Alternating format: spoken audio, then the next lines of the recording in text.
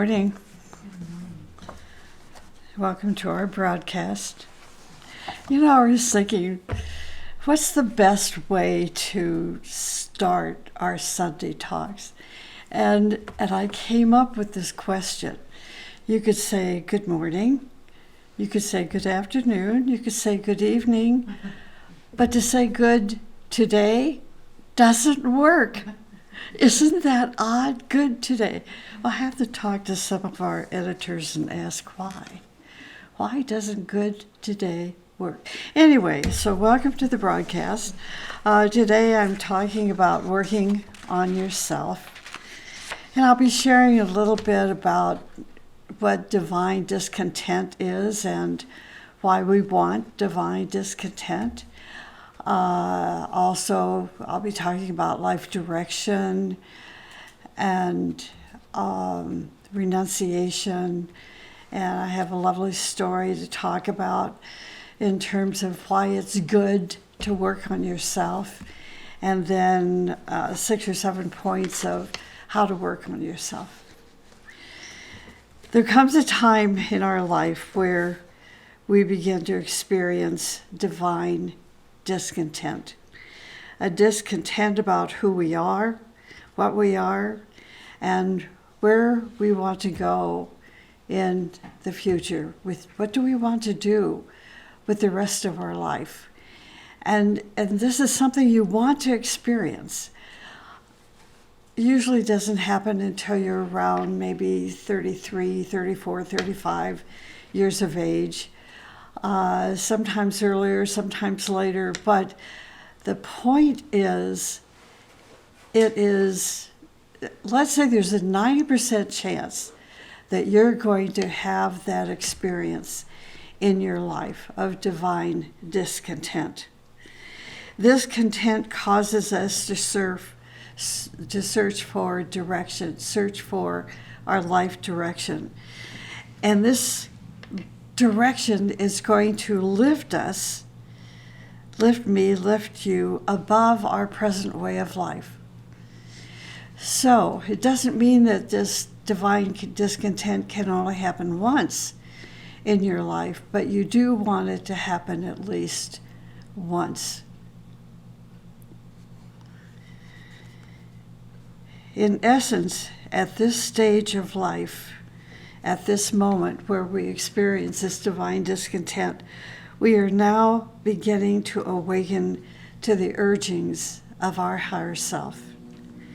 In other words, we are looking for some kind of enlightenment, an enlightenment that will help us to make sense of our own life and life in general. At this stage in our life, there is a willingness to make some changes and to begin working on ourselves.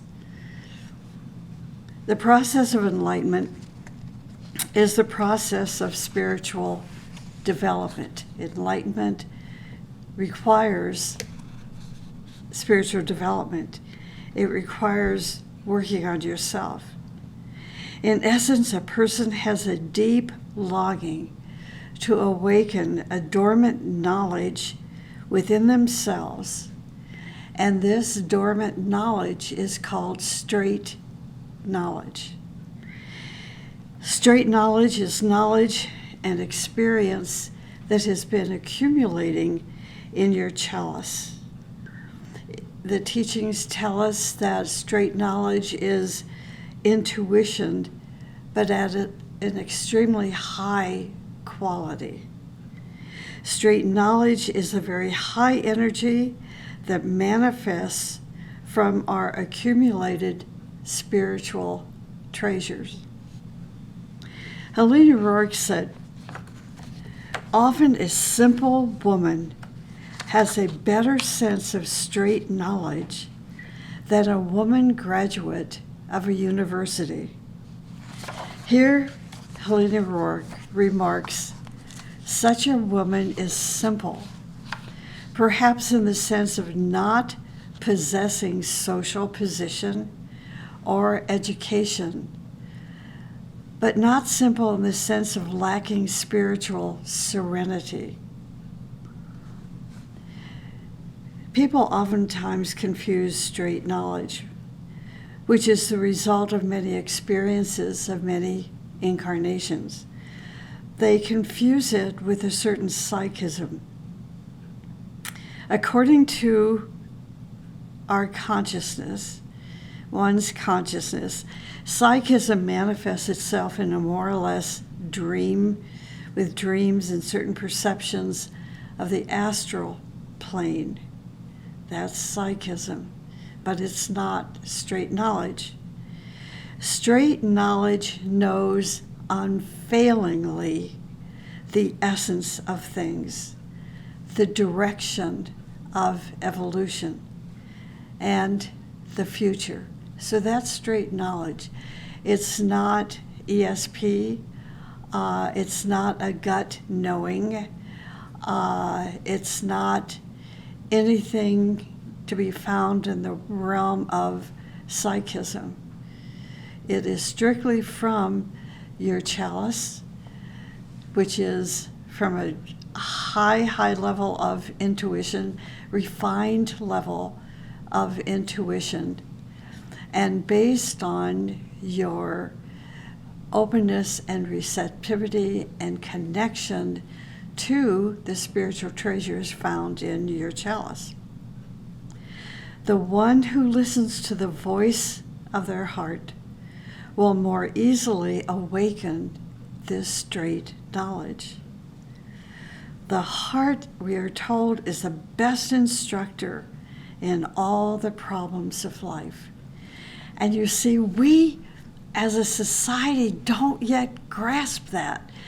As a society, we think the intellect is the be-all, know-all of existence, that it's the intellect that guides us and directs us and helps us make our decisions. And this is why society seems to be steeping in so many earthly and material and relationship problems, because it's not the intellect that we want to listen to. It is the heart. And then the balance between the heart and the mind. That's where we find our best instructions, our best direction. Through straight knowledge, your heart says to you to help that person, or to sacrifice something, or to help that family, and you do it.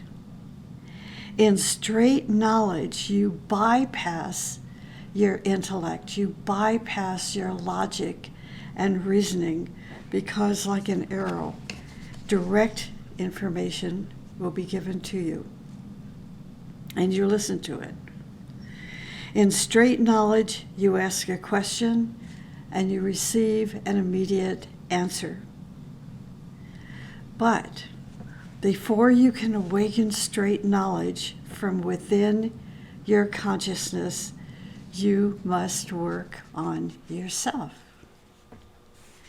Working on oneself requires open-mindedness and a purification of consciousness. Why does it take open-mindedness? Typically, the normal thinking person, without having that open mind, will believe the causes to their problems is the result of everything that exists outside of themselves. This results in them being unable to take any sense of responsibility for their choices, for the situation they find themselves in their relationships, for their financial position. But most especially, what I've discovered anyway, is our relationships. But if we work on ourselves with an open mind and have this beautiful connection with our chalice and spiritual treasures and straight knowledge, little by little, we begin to have glimpses of insight as to why that relationship is why it is, why our life situation is what it is, why we made certain choices and made certain decisions and took action based on those decisions. That's why we want to work on ourselves. Working on ourselves requires transmuting our old way of thinking. It requires removing bias and prejudice and opinions and justification. It requires eliminating one's ego. It means renouncing your past. This is not an easy thing to do, to renounce your past. Renounce how your parents treated you. Renounce what your academic teachers and friends told you. It means transmuting your successes and failures, your showing off, your reputation, and your many vanities. It requires us to renounce our self-importance. Obviously, this is not going to be done overnight. It cannot be done immediately. It takes a long time to face yourself, to have such an open mind that you are willing and ready, and now you're going to start working on yourself. And then you begin to take these problems within the personality life and begin to transmute them. It takes time, but it's an exciting adventure. So as you slowly take steps toward working on yourself, these progressive steps will show that you are showing signs of renunciation. Working on yourself step by step will find you renouncing time, energy, and matter to serve others, for the sake of others and not for the sake of yourself. For the strength of the future, each of us must strive for enlightenment. Enlightenment cannot come to us if we are living a comfortable life. Now, this sounds very strange, but I'm going to share a story about the life of Shakyamuni, and you will understand it, hopefully. But enlightenment, if we want enlightenment, we are told it cannot come to us if we are living a comfortable life. And I was just thinking about the Dalai Lama, a story that he's told over the many years, that he was in a hotel. I mean, the Dalai Lama does not have any financial need. And he lives a life of comfort. That's how we see him, living a life of comfort. He's surrounded by his students who care for him and nowadays are helping him walk and so forth. But this story just stuck with me for some reason. I have no reason why. I don't know, really. But he said that he was in a hotel. He was giving lecturing at a conference that weekend, and his teacher came to visit him in his hotel room. And his hotel room was like a penthouse hotel room. And his teacher admonished him for living in that kind of comfort. And he said he immediately that night slept on the floor, on the hard floor. So that reminds me, enlightenment cannot come to us if we are living a comfortable life. We read legends and stories about great ones who left their comfortable abode and went out into the world, taking very little with them. And that's now how we see the Dalai Lama. He takes very little with him, except his followers. But he doesn't have jewels and Cadillacs and houses throughout the world. He lives a very simple life. We too must go out into the world to learn about the reasons for the pain and suffering of life. We must learn about the life and the purpose of life and the purpose of our life. We must serve, and in serving we will undergo spiritual development. Helena Rourke, who gave the Agni Yoga teachings to the world, wrote, quote, "Surely suffering is a great teacher and transmuter," unquote. Now here's the story. For example, Shakyamuni, the first historically recorded Buddha who lived in India over 3,000 years ago, was born a prince. He was called Prince Siddhartha. We are told the prince was happy living in his father's palace. He was given all that was necessary, such as pleasure and happiness, music and dancing girls, flowers and trees, artwork and servants who were ready to act upon his command.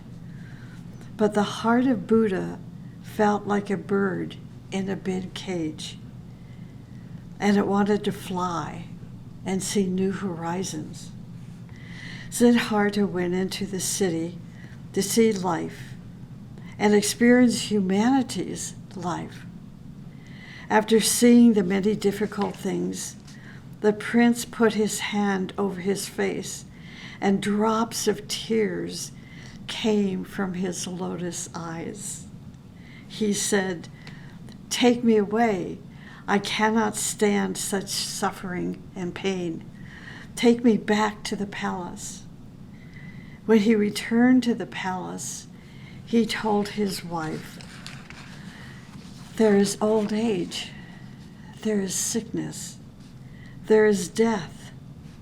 All those who are born must die.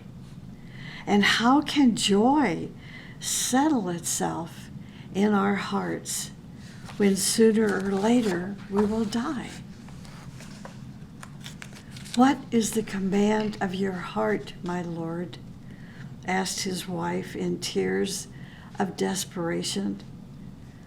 The answer later came when the light shone out of his being under the Bodhi tree.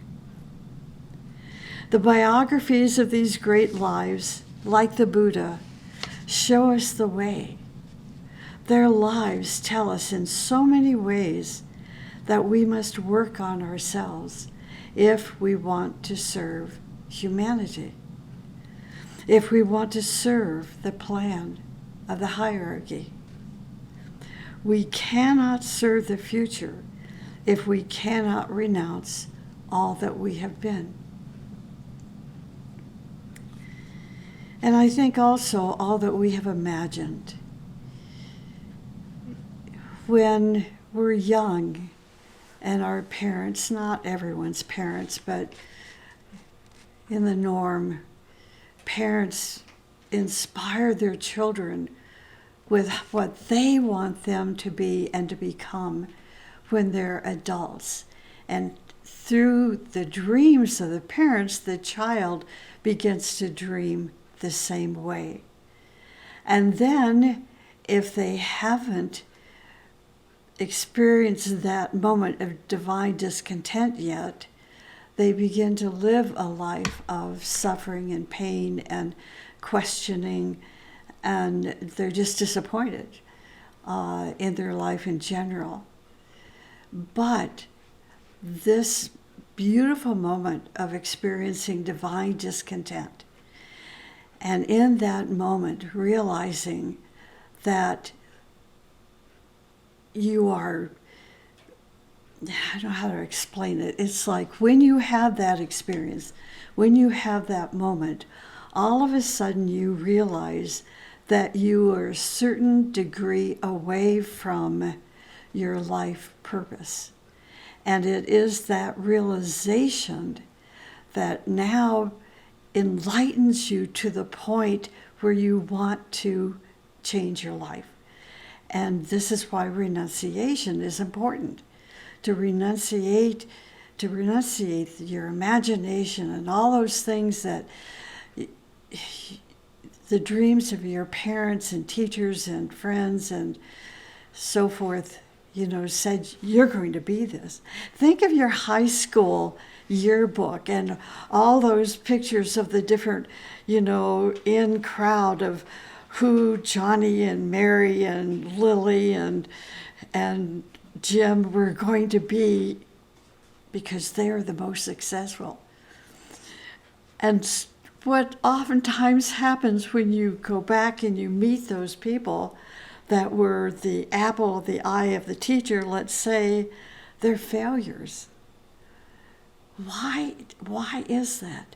But none of that makes any difference when you have that moment of divine discontent. And your life opens up in front of you, and you begin to recognize that your life has purpose, and that you seem to be a certain amount of degrees away from that life purpose. So when this happens, that divine discontent becomes more and more intense until you get back to center. Back to center means that now you know what your life purpose is, and that you begin to unfold the process of living your life purpose. So renunciation requires that we work on ourselves. To serve others on the path of enlightenment requires that we work on ourselves. Now, here are 7 major steps we can take to work on ourselves from the teaching. The first is elimination of our ego. This is such an important step, and the one where most of us fail for years and years until life brings us to our knees. What is ego? It is selfish and touchy, and it tries to give orders to others without being in a position to do so. Ego makes a person think they are very important, and they want praise for all that they do. The ego believes that everything will fail without their labor, presence, talents, and participation. They think they are the only one who can do this task, the job, give the lecture, teaching a class, writing an article or a book, better than the teacher or the leader. An egotistical person is a show-off. They boast and they shout to others. I mean, we know people like that, and they're disgusting. They're disgusting to be around, as opposed to being around a person of humility. Their ego tries to convince others that they know more, and they are more important, and they are more special than others. I was thinking, I'm not sure this story ties in a little bit, but it was one thing I wanted to mention, because it's a phenomenon that I hear across the board so frequently, where a spiritual teacher will, in introducing themselves, say, I gave up a very successful position, or I gave up a very successful job so that I could become a spiritual teacher. And I've always wondered, why is that? That's ego. They didn't recognize the divine discontent that was taking place in their successful job or position or whatever realm of life they saw themselves in, air quote, called success. They weren't happy. They still were not happy with themselves. And that was such a valuable moment to them, but they didn't recognize that it was because now is the time to recognize what is your true life purpose. So it wasn't that they were so successful that they stepped down from their empire to teach us lowly people. See what I'm saying? It is now to really get into the trenches and learn about life. And who learns better about life than a teacher? Because they have to study before they teach. So egoism is a state of consciousness lost in the illusions of the mind, where the person feels that they are the center of the universe. To eliminate the ego, you must begin with the practice of humility. The first step toward the exercise of humility is to be quiet, to be silent. If you have a strong personality, you might find it necessary to stay in silence for several years, 3 to 5 years. During that time, you will engage in the science of observation. So if you have a strong personality, if you've had that moment of divine discontent, if you want to work on yourself, this is the first step to practice, is the science of observation. You will observe especially your thoughts about yourself and others until you learn humility. Humility is knowing what part of your personality is made from false images and what is a pure reflection of your greater self. The self is the divinity within you. It is the core of your being. Once people begin to work on themselves, they will discover many things about themselves.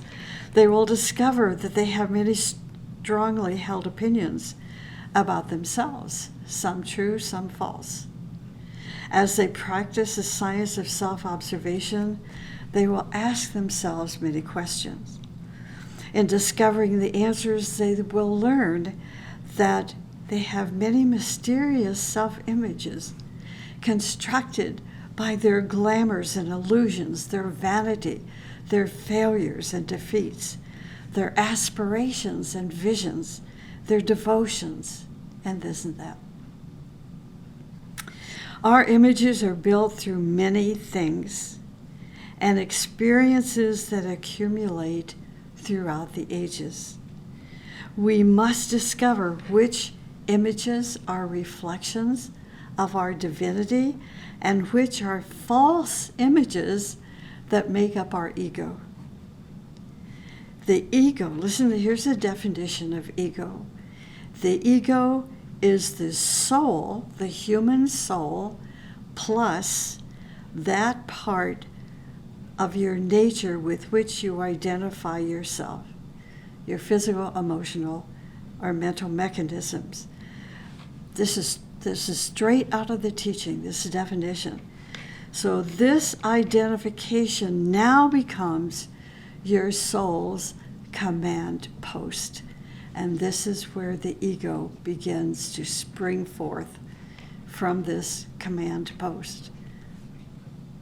Through observation, you will seek to discover what you are and what you are not, so you can transmute and eliminate this ego. The ego is a fabrication of who we think we are. So that's the first. The second is meditation.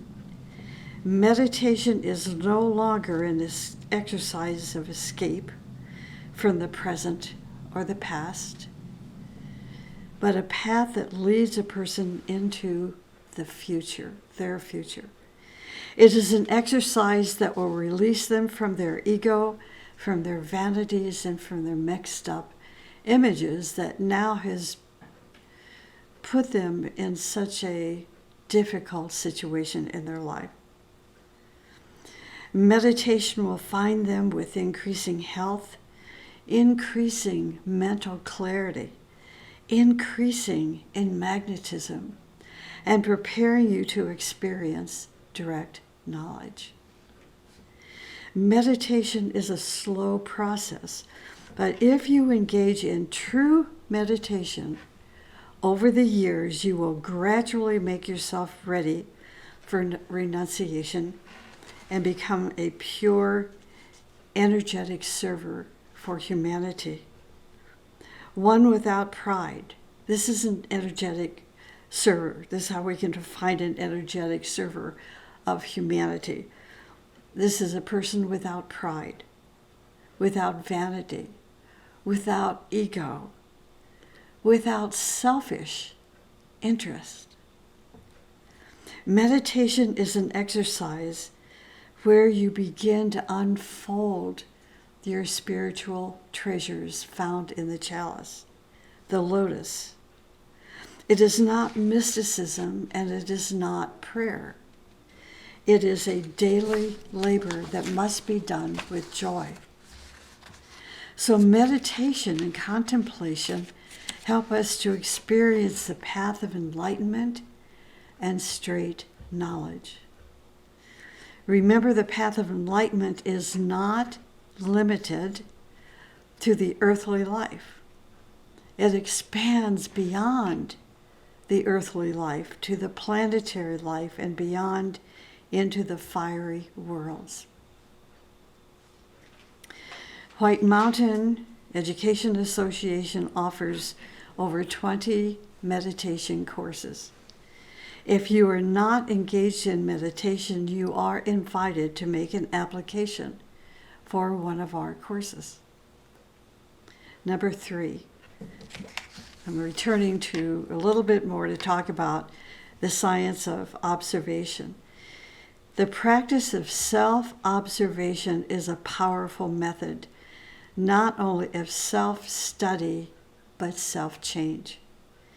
The practice of observation places us on the path of transformation. The science of observation is an intimate pathway into your own mind and body and spirit. It allows us to experience new levels of self-awareness, and by so doing to live a more conscious, harmonious life. Because of our conditioning and because of our education, I believe most of us live our lives as unconscious automatons. And I know that sounds a bit ugly, but that's what I believe. How do I believe it? Because this is what I've observed. Until you have that opportunity of divine discontent and to work on yourself and to begin to recognize your life purpose, and then to find the ways to clear the path, to clear the way, so that you can begin to unfold and live that life purpose. We live in such a way that we are oblivious to our real divine potential, our soul essence. We live a life where we are totally identified with our personality, our self-images, and with whatever thoughts and feelings and images and daydreams or sensations that capture our attention at the moment. So to break this cycle and to work on yourself, practice the science of observation. It's free. There's no interest charged. Science of observation. Number 4 is nutrition and diet. Eating a proper and balanced diet is paramount. Proper and balanced. For me, the key word here is balance. Proper and balanced diet is paramount to our spiritual progress. And this requires us to learn about our nutritional and dietary needs. So much has been written about nutrition in the teachings, especially in Agni Yoga. I encourage you to study Agni Yoga to learn more about nutrition for spiritual students, and then fast forward it to today.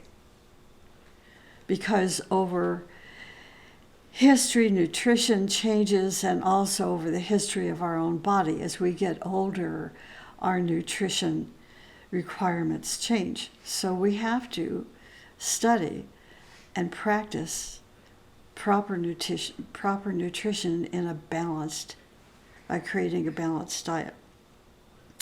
Where the nutrition of one may be different from another, there are certain fundamental truths. One is to abstain from red meat.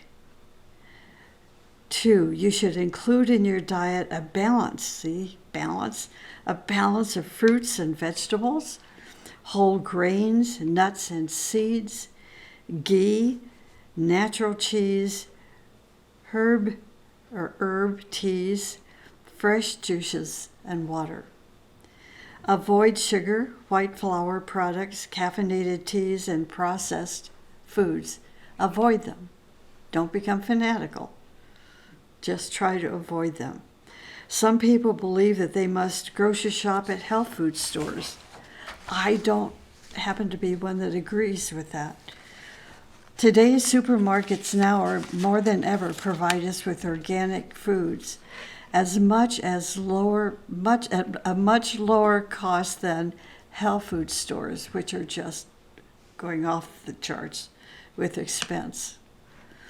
But good health food stores can provide us with natural medications, such as homeopathic products, flower remedies, and so forth. Health remedies which all disciples should study and familiarize themselves. Number 5, physical exercise. We are told that physical exercise can be fun if you create a variety. If you live in the mountains, especially in a forested area, the trees and fresh air of the mountains, they're going to vitalize you. Swimming is good for you. If you live on a beach, by the Gulf or an ocean, you can easily allow time to swim in the ocean 1 or 2 times a week. Where, if it is possible, it is best to exercise in nature. Today's modern society does not always make it possible. In such cases, I suggest engaging in weight-bearing exercises, such as Health Rider, which is a non-electrical bicycle piece of equipment, and even try a jump rope, if you're young enough to do this. I cannot be a hypocrite and say I do these things. These days I don't, but I did until I became as old as Methuselah. Anyway, you get my point. Do what you can. And during the winter months, you can even enjoy a treadmill. Number 6, study and service. Students of the Ageless Wisdom should create a rhythmic study 30 to 60 minutes in the morning, which can include your meditation time, 30 to 60 minutes, 30 minutes in the evening, but before 8 o'clock.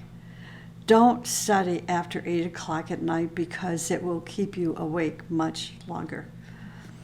If you have developed a focus and concentration, studying beyond 8 o'clock will stimulate you so that you find it difficult to sleep.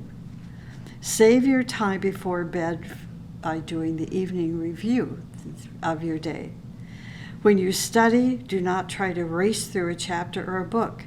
Take each page of the teaching and study it with great focus and concentration. See if you can go deeper and deeper into the layers of thought written on the page. It is important that you stay with the teaching with this kind of study, for it will elevate your consciousness and to help you eliminate old patterns of thinking and crystallized thought forms. For example, say that you are reading about the nature of the heart. You will learn that a cosmic heart is the source of the Ageless Wisdom teaching. You can ask your questions about what you think the cosmic heart is. You will learn in your questioning that there is a reflection of the cosmic heart in your human constitution. Then you can think about this subject during the day, which will profoundly affect your actions, emotions, and thoughts.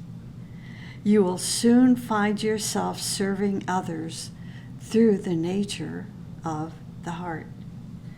And number 7, observation of full moon group celebrations. The White Mountain Education Group has celebrated full moons since its inception in 1982, 2,080 full moons. Some of us have celebrated full moon group meditations before 1982. So how many full moon celebrations have you observed? To observe a full moon celebration is a solar celebration. It requires that we make ourselves ready prior to the event by way of purification of our physical, emotional, and mental vehicles, and also aligning our consciousness to the stream of approaching energies of the sun, which is now transmuting, at that moment, transmuting humanity. It means familiarizing ourselves with how the energies each month feel, how they're different, how they affect us, how they influence our thinking and behaving and actions. Because every constellation is different that the sun goes through. It means making some changes in our life. It means to participate physically, if possible, in a group meditation.